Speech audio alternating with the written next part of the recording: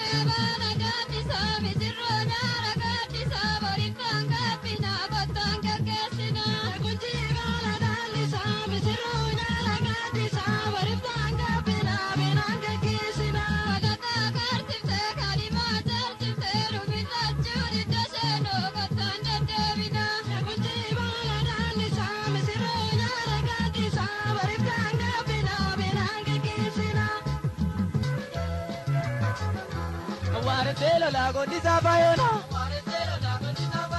Waretelo la gormeta bayona Awaro kajele Awanti kajele Kurupe bilato Yagalana shishi Nduperi yanko Yagarago jiti Laboga batiki Egasir bachiki Labodi vinchini Goda chape sareo Labodi vichichi Kuno chape gale Waretelo la gondisa bayona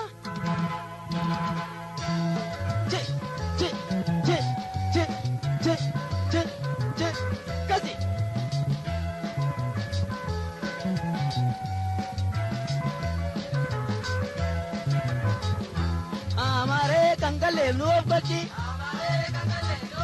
Amare kangale nuopachi